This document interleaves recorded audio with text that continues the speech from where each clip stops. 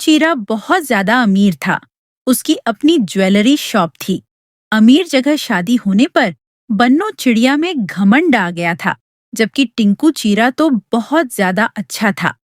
क्या टिंकू जी, आप भी ना गरीब पक्षियों से दोस्ती कर बैठे हो। जब देखो उनसे बातें करते रहते हो। आपकी जगह मैं होती तो मैं तो उनको कभी मुंह भी न लगाती। क्या हो गया है तुम्हें? हर समय अमीर गरीब की रट लगाए रहती हो। अरे गरीब पक्षी भी तो हमारी ही तरह होते हैं। नहीं, ऐसे गरीब पक्षियों को तो मर ही जाना चाहिए। ये तो धरती पर बोझ होते हैं। बोझ? अरे बन्नो, मैं तुम्हें कैसे समझाऊं? उफ, तुम्हें कोई नहीं समझा सकता। टिंकू चीरा की ज्वेलरी शॉप थी। इसी वजह से बन्नो चिड़िया महंगे महंगे सोने के गहने पहनकर रखती थी।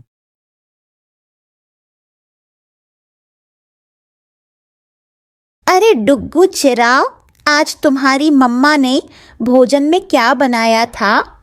क्या बोल रहे हो सोनू कौया? मेरी मम्मा भोजन नहीं बनाती। हमारे घर तो रोजाना बाहर से भोजन आता है। अभी भी घर जाकर मैं पिज्जा और बर्गर खाऊंगा। Pizza burger? अरे वाह, ये तो मेरा पसंदीदा भोजन है। काश मैं भी कभी खा पाता। हाँ, क्योंकि तुम्हारी मम्मा गरीब हैं। पता है, मेरी मम्मा कहती हैं कि मैं तुमसे दोस्ती खत्म कर दूं, पर मैं ऐसा नहीं चाहता क्योंकि हम दोनों तो बहुत अच्छे दोस्त हैं। डुग्गू, तुम फिर से इसके साथ बैठे हो? मना किया था ना मैंने कि गरीब पक्षियों के साथ मत रहो। ये गरीब पक्षी हमारे काबिल नहीं होते। मम्मा, आप ये क्या कह रही हो? सोनू कौवा तो मेरा बहुत अच्छा दोस्त है। एक लगाऊंगी अगर ज्यादा दोस्तियां बढ़ाई तो। चलो चलो घर फौरन, और आइंदा इसके साथ नजर मत आना। बन्नो चिड़िया जबरदस्ती डुग्गू चिढ़े को अपने साथ ले जाती है, पर सोनू कौआ यह सब देखकर काफी ज्यादा उदास हो जाता है। आगे की कहानी देखने से पहले वीडियो को एक लाइक जरूर कर दें। अच्छा हुआ टिंकू चिरा, तुम मुझे यहीं पर मिल गए, वरना दुकान पर जाना पड़ता। देखो देखो, मैं तुम्हारी पसंद की खिचड़ी बनाकर लाई हूँ। खिचड़ी? वाह कबूतरी बहन, कमाल कर दिया आपने तो। खिचड़ी तो मेरी फेवरेट है। आज तो मजा आ जाएगा। छी छी, खिचड़ी कौन खाता है?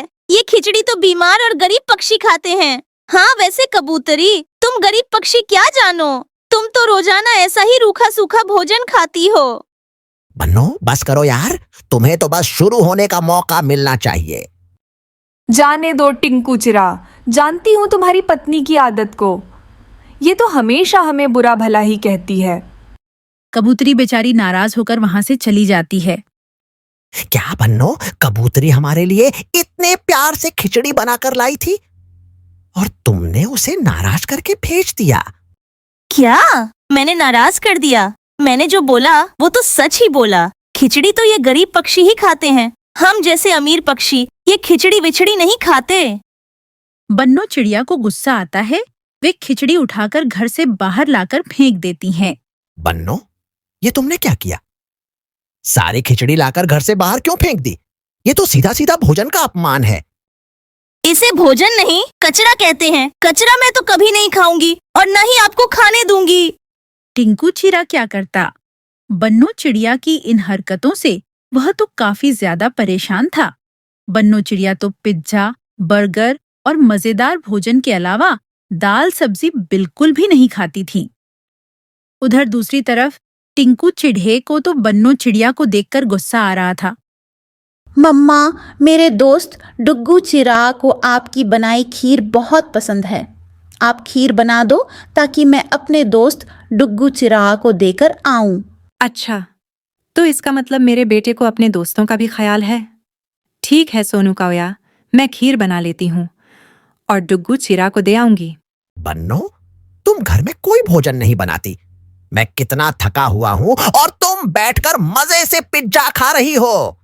भाई मैं नहीं बनाने वाली आपके लिए दाल सब्जी। पता नहीं आपको क्यों पसंद है ये सब। बस तभी सोना कौई अपनी खीर लेकर वहां पर आती है। अरे डुग्गू चिरा कहाँ है? मैं तो उसके लिए ये खीर बनाकर लाई हूँ। उसे पसंद है ना बहुत। सोना कौई को खीर के साथ देखकर बन्नो चिड़िया को गुस्सा आ जाता है। तुम्हारी हिम्मत कैसे हुई कि तुम मेरे घर के अंदर आ गई? गरीब कौई, मेरा पूरा घर गंदा कर दिया। और ये क्या ले आई हो? हम क्या कोई मांगने वाले हैं जो दिल में आए उठाकर ले आती हो? बन्नो चिड़िया, ऐसी बात नहीं है। मैं तो बस बहुत प्यार से डुग्गू चिरा के लिए बनाकर लाई हूँ।